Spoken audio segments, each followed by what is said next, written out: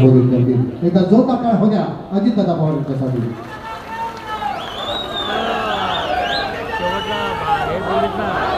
राष्ट्रवादी काँग्रेस पक्षाचे प्रांताध्यक्ष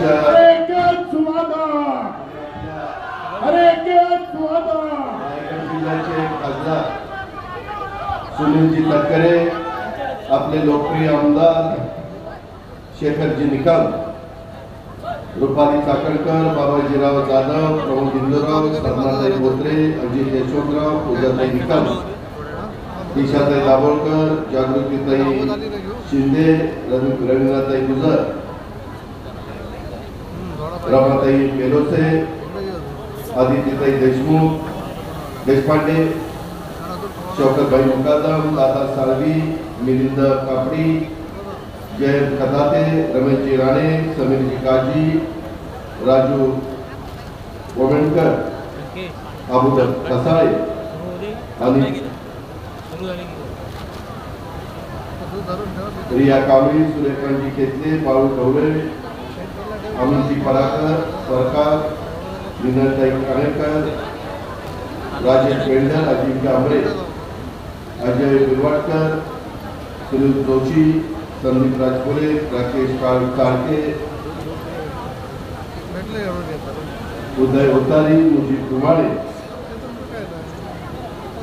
सर्व मंडळ चिपळूण संगमेश्वर मतदारसंघातील उपस्थित असणारे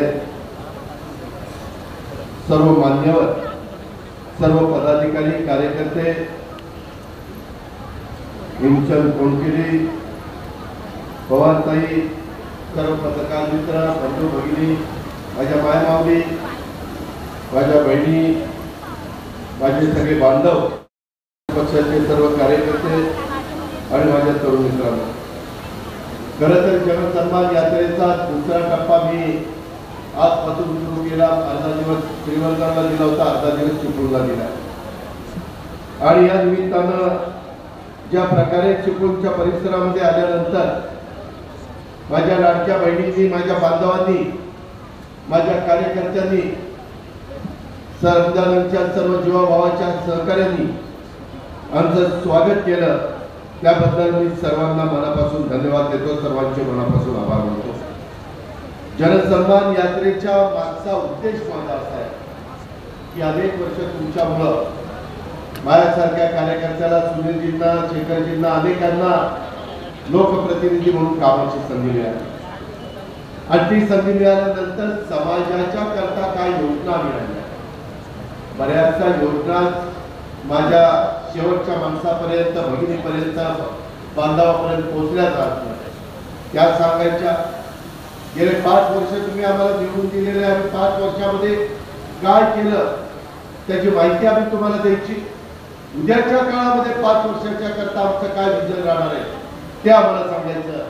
आम्ही कुठल्याही विरोधकांच्यावर टीका टिप्पणी करत नाही, काय करायचं कारण आमचे काम, आमच्या योजना आणि उद्याच्या काळामध्ये या राज्याचा सर्वांगीण विकास करत असताना कोकण सहित संपूर्ण महाराष्ट्राला आपण काय काय देणार आहोत हे सांगण्याच्या करता ही जन सन्मान यात्रा आहे। या यात्रेच्या सभेच्या निमित्तानं आपण सगळेजण आला, आपलं मनपूर्वक स्वागत। आपल्या सर्वांचा कुलदैवत बहिणी भवानी देवीच्या चरणी मी नतमस्तक होतो।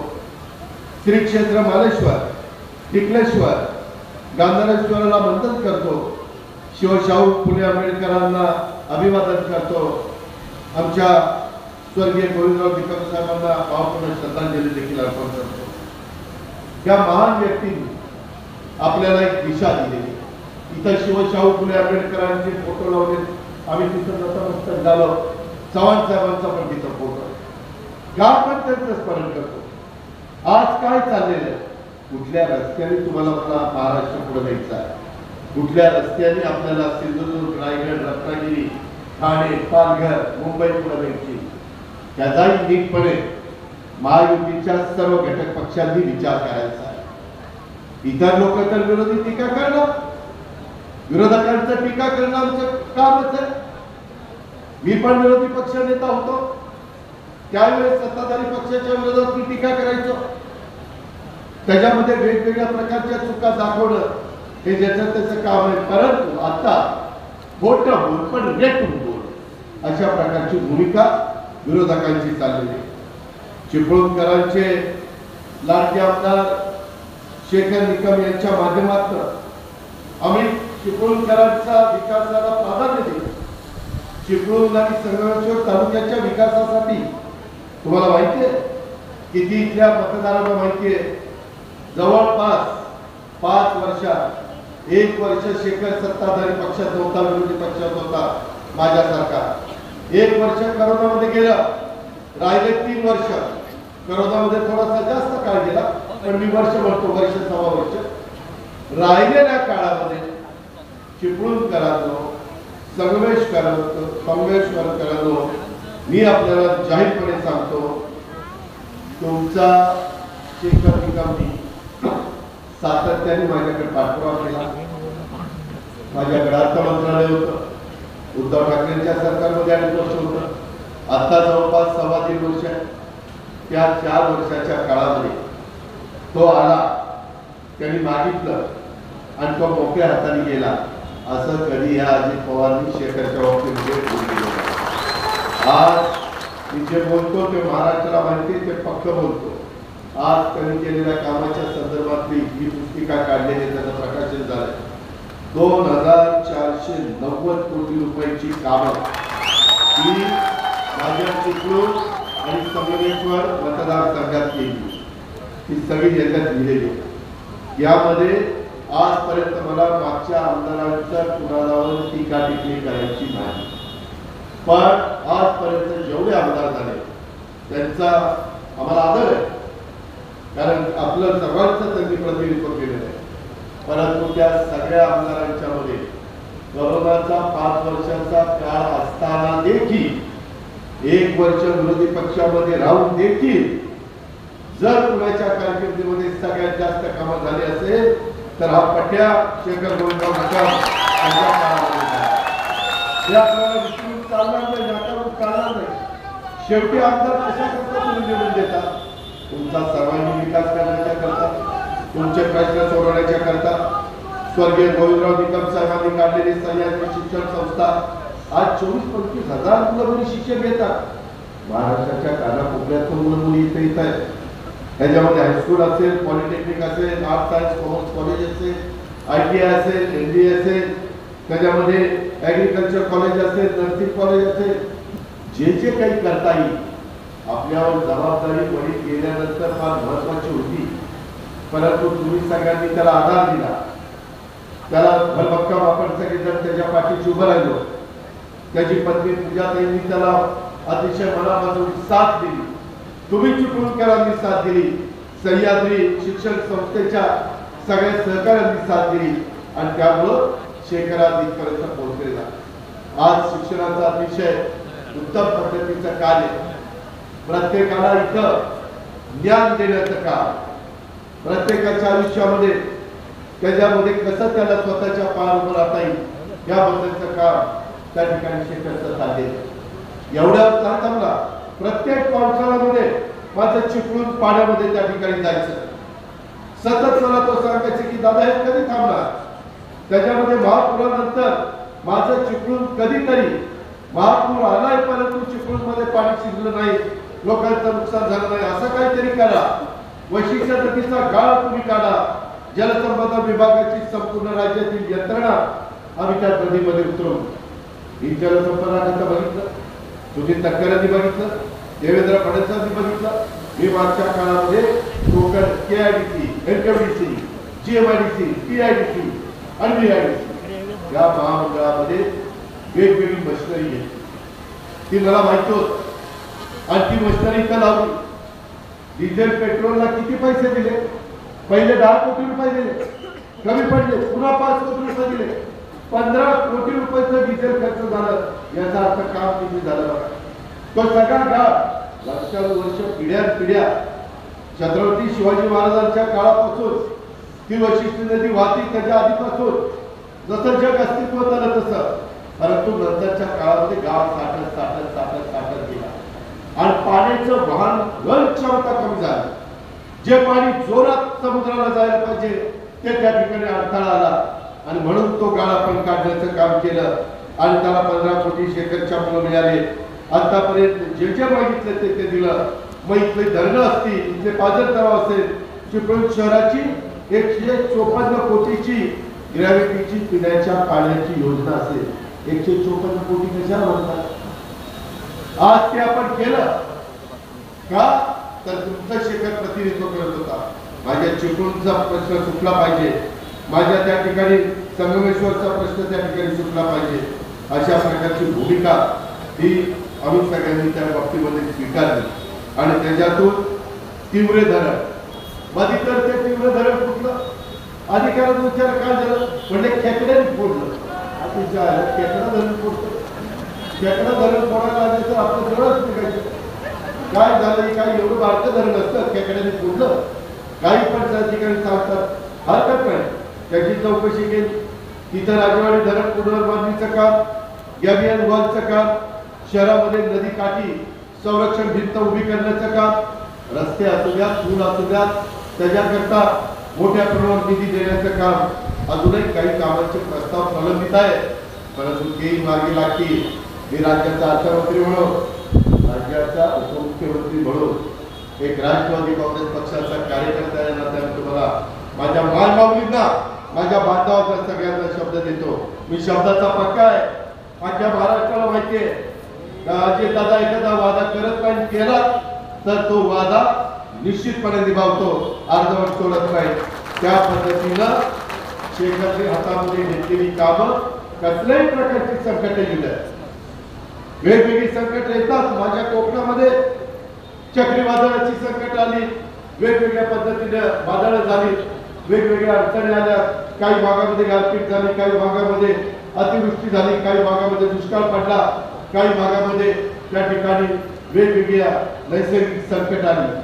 संकटात डगमगायचं व्हायचं नसतं, पुन्हा आपल्या समाजाला उभं करायचं असतं. आपलं ते काम आहे आणि त्या पद्धतीनं आपण चिपळूण आणि त्या ठिकाणी संगमेश्वरच्या परिसरामध्ये शेखर निकमच्या नेतृत्वाखाली काम करतोय. चिपळूणच्या दृष्टीने सगळ्यात महत्वाचा प्रश्न म्हणजे पुराचा.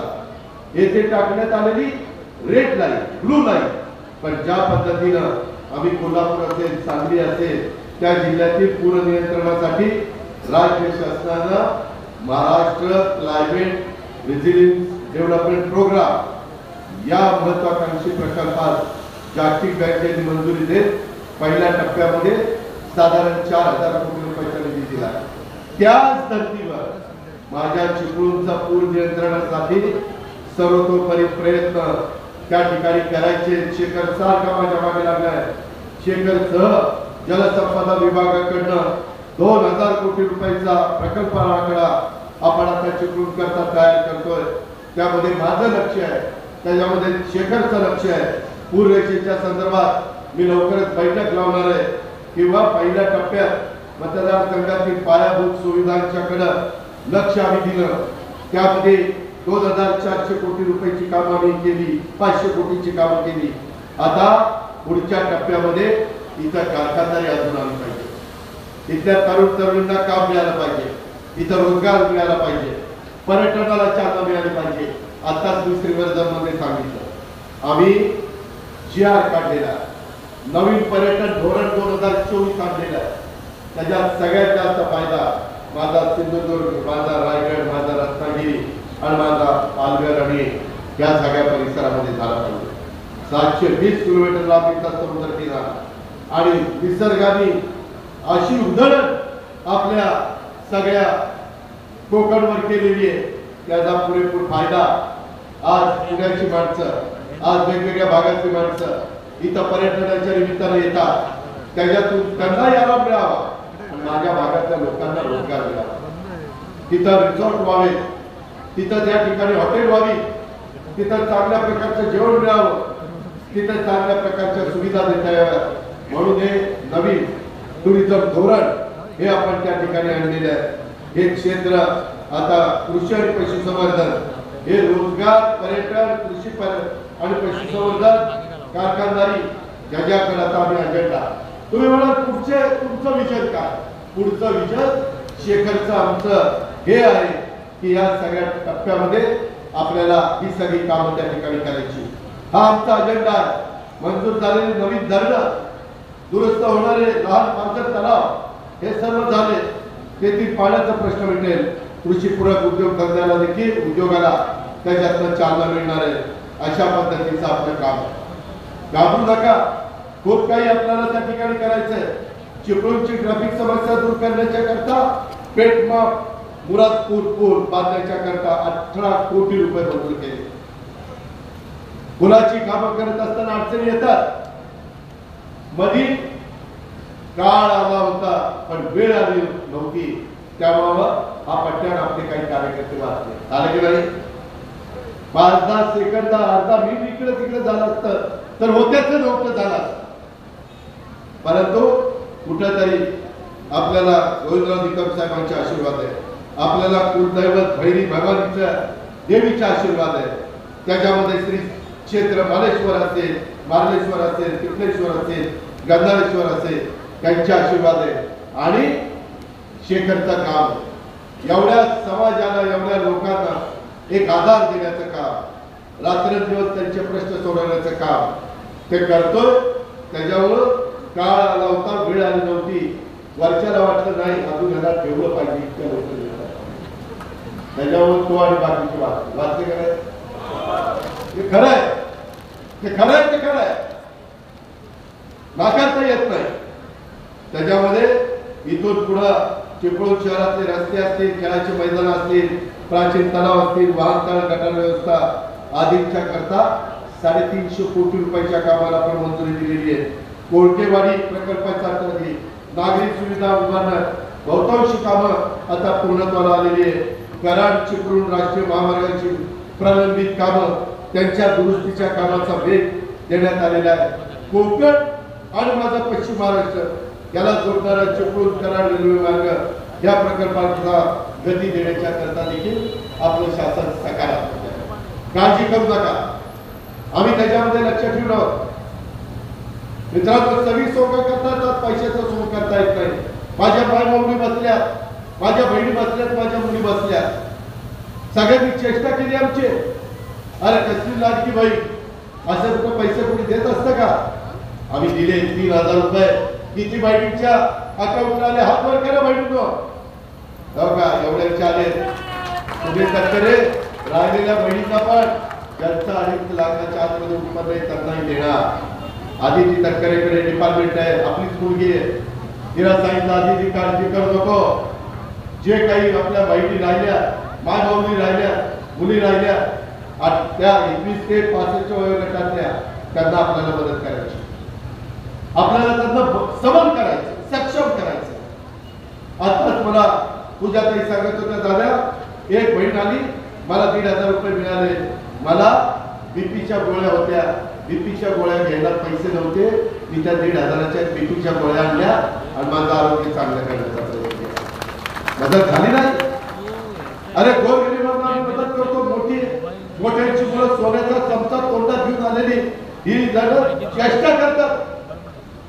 काँग्रेस वाले म्हणतात आम्ही बंद करू. काय तुमच्या बापाच्या घरचं आहे? बंद करायला?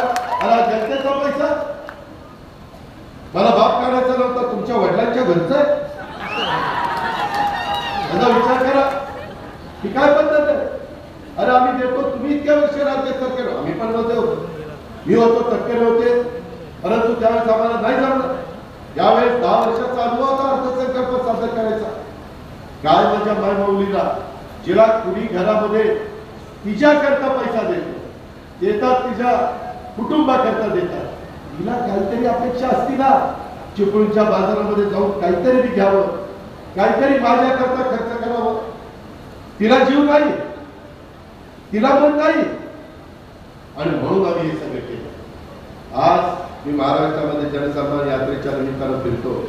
आज मुख्यमंत्री लाडकी बहिणीच्या निमित्तानं मुख्यमंत्री, दोन्ही उपमुख्यमंत्री फिरतात.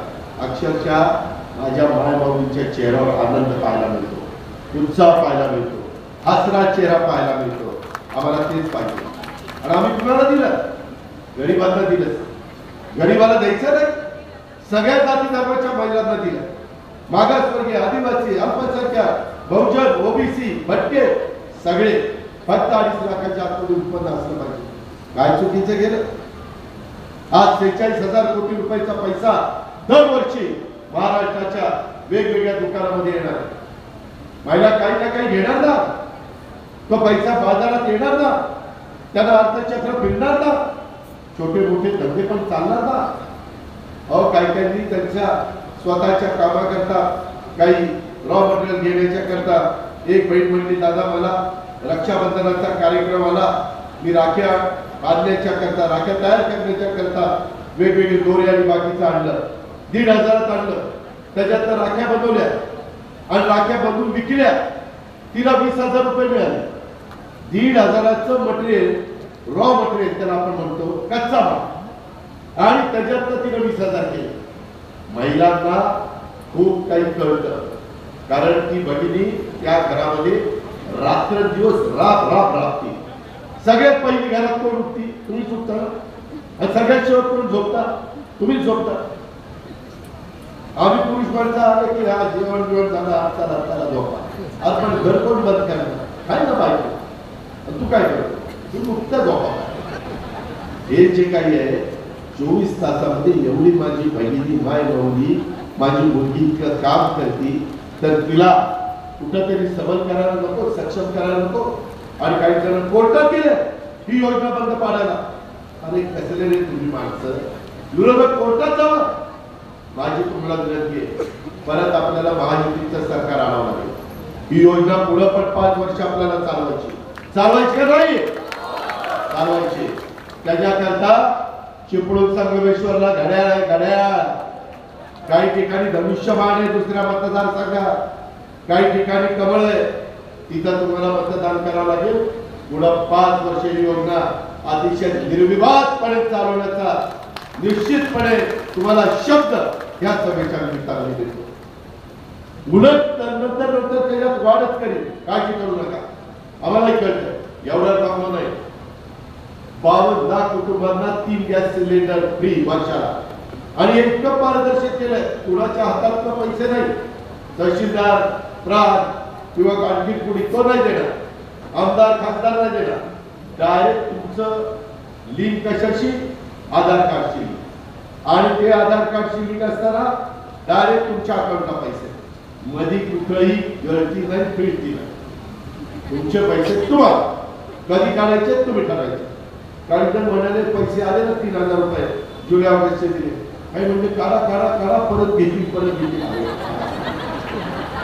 अरे भाऊ बीजेची बहिणींनी रक्षाबंधन केलेले राखी बांधण्याची वळणी कुणी परत घेते का?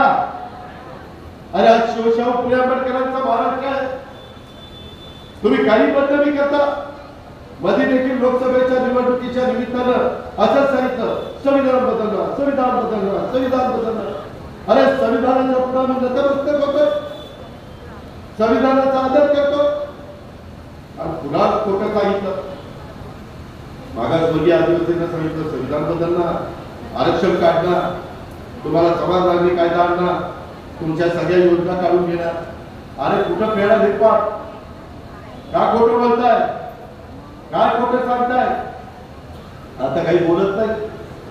आम्ही मी सारखं बघायचे तक्करे साहेबांनी सांगितलं, अहो जोपर्यंत चंद्र आणि सूर्य आहे ना, तोपर्यंत घटनेचे शिल्पकार भारतरत्न डॉक्टर बाबासाहेब आंबेडकर त्यांचं संविधान कोण मायका बदलू शकत.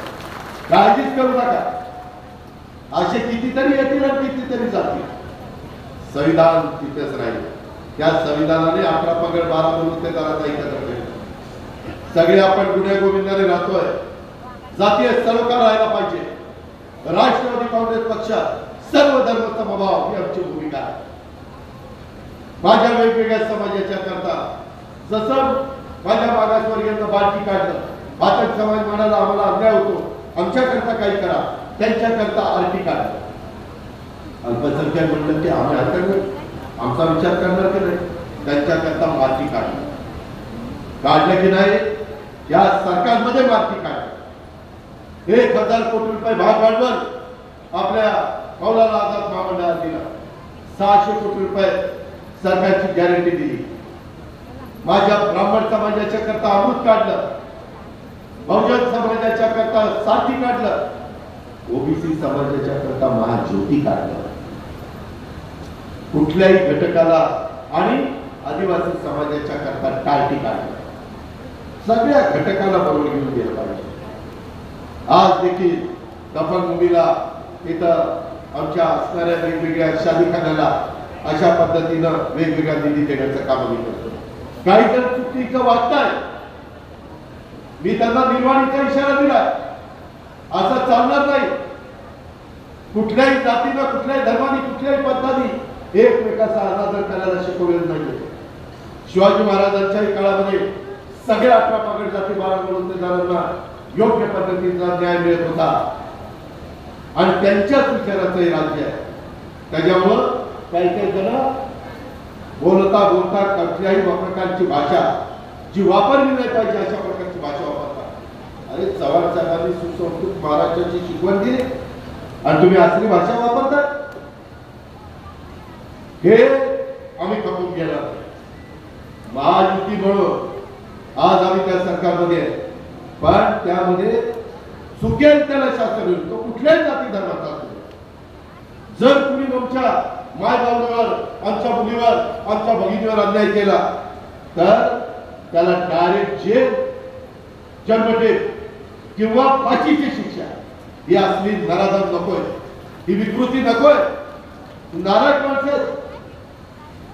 अरे शिवाजी महाराजांनी सुभेदाराची त्यावेळेची सूर त्यांचं काय वर्णन केलं आणि त्यांना परत पाठवलं.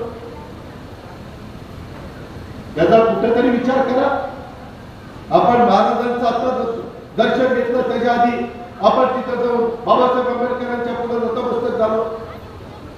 नुसतं नतमस्तक व्हायचं नसतं, त्यांचा विचार आज डोक्यात ठेवून पुढे चालायचा असतं. ही राष्ट्रवादी काँग्रेस पक्षाची भूमिका आहे. आणि म्हणून माझी आपल्याला सगळ्यांना विनंती आहे की चिपळूणमध्ये अनेक कामं आज शेखर निकमच्या नेतृत्वाखाली राष्ट्रवादी काँग्रेस पक्ष आणि महायुतीचं सरकार त्या ठिकाणी करत आहे.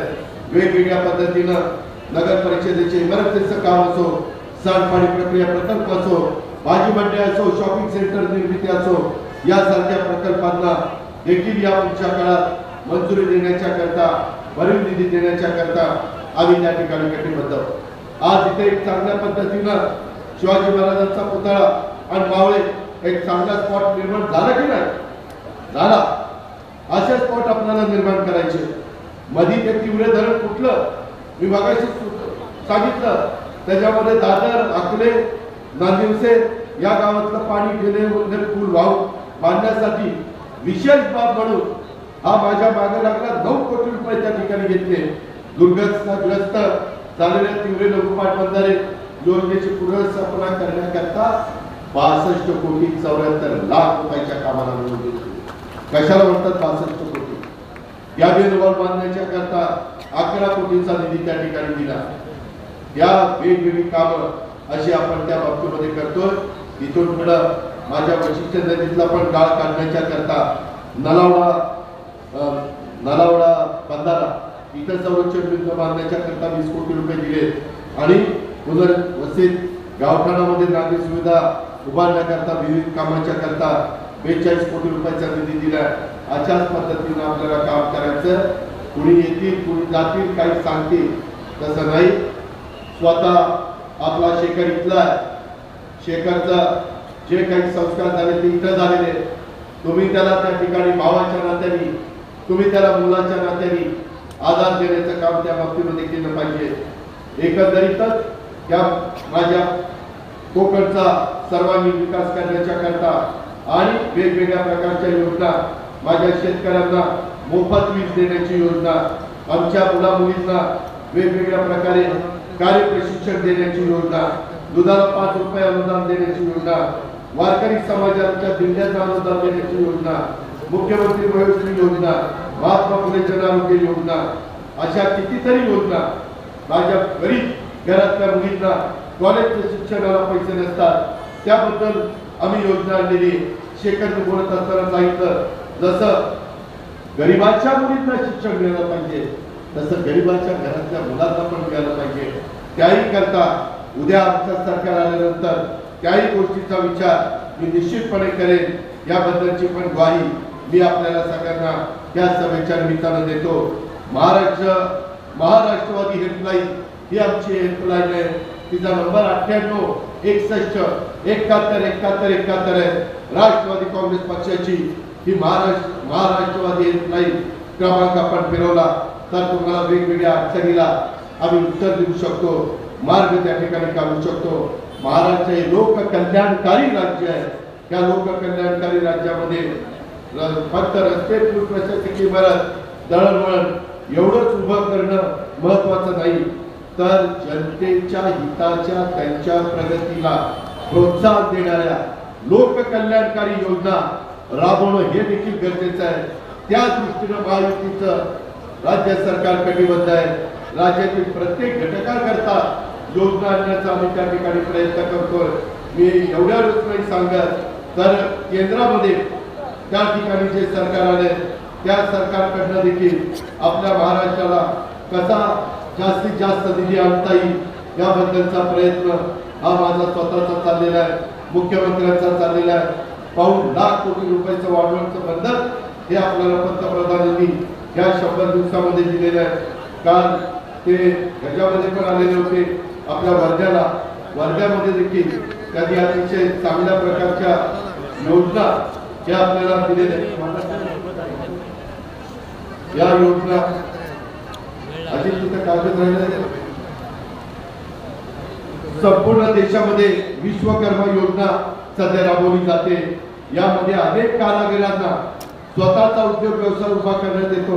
त्याच्यामध्ये गुरव असतील, लिंगायत असतील, नाभिक असतील, रामोशी, वडार, कोळी अनेक जाती धर्माचे जे कलावंत आहेत त्यांना मदत करण्याचं, लाखो कारागिरांना आपण ओळखपत्र देण्याचं काम त्या ठिकाणी केलेलं आहे. कौशल्य प्रमाणपत्र आणि कर्जाचं वाटप हे देखील आपण त्याच्यात करतोय. युवकांना जर्मनीमध्ये पाठवण्याच्या करता देखील राज्य सरकारने सामंजस्य करार केलेला आहे. अशा पद्धतीनं कितीतरी चांगल्या योजना, आमच्या महिलांना लखपती करण्याची योजना, देशामध्ये 3 कोटी महिलांना लखपती केले जाणार आहेत. त्याच्यातल्या 50 लाख महिला आपल्या महाराष्ट्रातल्या करण्याचा निर्णय आम्ही घेतलेला आहे. VC द्वारे वंदे भारत ट्रेनला देखील आपण मोठ्या प्रमाणावर निधी त्या ठिकाणी केंद्र सरकार देतोय. रेवस्ती हा रस्ता देखील करोडो रुपयाचा आम्ही त्या ठिकाणी करतोय. त्याच्यातून पर्यटन वाढावं, रोजगार मिळावा, त्याच्यातून माझा कोकणचा कायापालट व्हावा, या पद्धतीच्या या सगळ्या योजना आहेत. त्याचा पुरेपूर फायदा घ्या. शेखर निकम सारखा एक हडाचा कार्यकर्ता, एक हरहुत्तरी कार्यकर्ता, जीवाचं रान करणारा कार्यकर्ता, माझा चिपळूण आणि माझा संगमेश्वरचा सर्वांगीण विकास झाला पाहिजे. सगळ्या जाती धर्माच्या लोकांना न्याय मिळाला पाहिजे. अशा प्रकारची भूमिका अल्पसंख्याकांच्या सहित त्यांची स्वतःची असते आणि त्याबद्दल आपण काळजी करू नका. आम्ही सर्वांना न्याय देण्याची भूमिका सरकारमध्ये असताना घेऊ. कुठल्याही घटकावर, कुठल्याही समाजावर अन्याय होऊ देणार नाही. हा शब्द या जाहीर सभेच्या निमित्तानं माझ्या मायबावली आणि बहिणी आणि मुलींच्या साक्षीनं त्या निमित्तानं देतो. आणि उद्याच्या काळामध्ये जो काही महायुतीचा उमेदवार आम्ही देऊ, त्या चिपळूण आणि संगमेश्वर मधनं त्याला घड्याळाचं चिन्ह घेऊन आम्ही देणार आहोत. त्याला प्रचंड मताधिक्यांनी आपण विजयी करा. राहिलेली सगळी कामं करण्याच्या खात्री आणि शब्द आज पवार, आज कोकणमध्ये येऊन, आज रत्नागिरीमध्ये, चिपळूणमध्ये तुम्हाला सगळ्यांना देतो. तुम्ही तुमचं काम करा. पुढचं काम करण्याची जबाबदारी माझी. त्याच्यात मी तसूभर देखील कमी पडणार नाही, ती खात्री देतो आणि आपल्या सगळ्यांची रजा घेतो. जय हिंद, जय महाराष्ट्र, जय राष्ट्र.